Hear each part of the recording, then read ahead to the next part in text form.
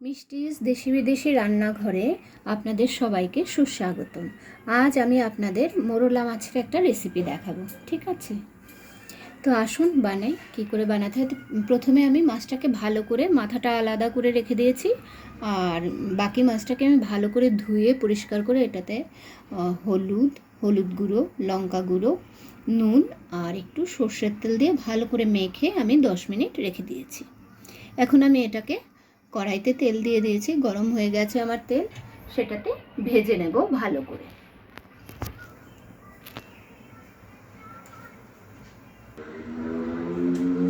আগে থেকে ম্যারিনেট করা মাছটাকে আমি এখন ভেজে নেব ভালো করে, আস্তে আস্তে করে উল্টে পাল্টে, নয়তো ভেঙে যাবে। একদম সিম্পল একটা রেসিপি। দেখুন তেলটা গরম হয়ে গেছে কড়াইতে। এখন আমি এটাতে অল্প একটু মেথি দানা দিয়ে দেব, ঠিক আছে? একটা সুন্দর ফ্লেভার আসে এতে।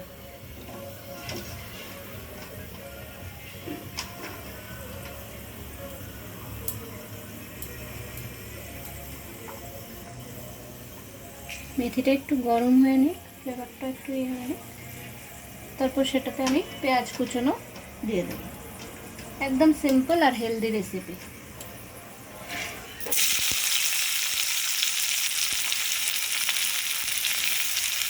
এটাকে আবার সর্ষে দিয়েও বানানো যায়, আরেকদিন সেটা দেখাবো। এখন আমি এটাতে একটু আদা কুচানো দিয়ে দিচ্ছি। গ্রেট করে রেখেছিলাম আদাটা, আর দুটো লঙ্কা দিয়ে দিচ্ছি। আপনারা যদি ঝাল খান এগুলিকে একটু চিড়ে দেবেন। আমি খুব বেশি ঝাল পছন্দ করি না, তাই এরকম আস্তে দিয়ে দেবেন। এখন আমি এটাতে টমেটোকে এরকমভাবে কেটে রেখেছিলাম, টমেটোটাকে এটা অ্যাড করে দেবো, সাথে মশলাটাও দিয়ে দেবো। মশলাতে তো আর বেশি কিছু না, শুধু একটু হলুদ দেব, হলুদের গুঁড়ো আর একটু লঙ্কার গুঁড়ো। ঝাল আপনারা যেরকম পছন্দ করেন সেরকম দেবেন। আর একটু আমি কাশ্মীরি লাল মরিচ দিচ্ছি। এখন নুনটাও দিয়ে দেব।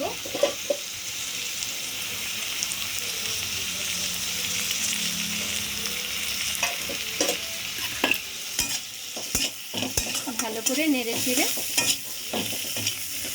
তারপর ঝোল দেব।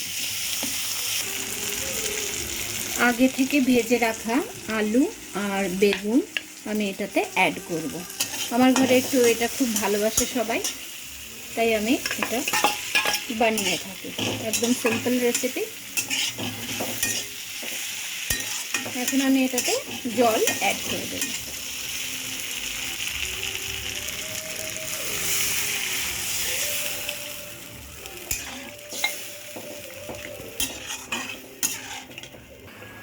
আসুন দেখি, সবজিটা হয়ে গেল বোধহয়। হ্যাঁ, দেখুন আমার সবজিটা নরম হয়ে এসেছে।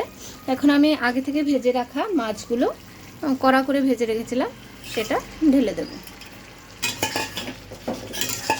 তো ধীরে ধীরে এটাকে একটু ঝোলের মধ্যে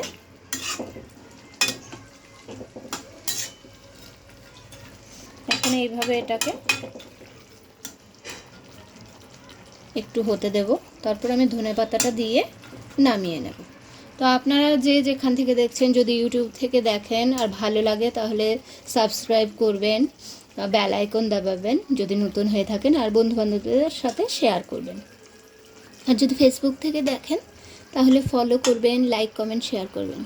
আপনাদের শেয়ার কমেন্ট খুব জরুরি। ধন্যবাদ।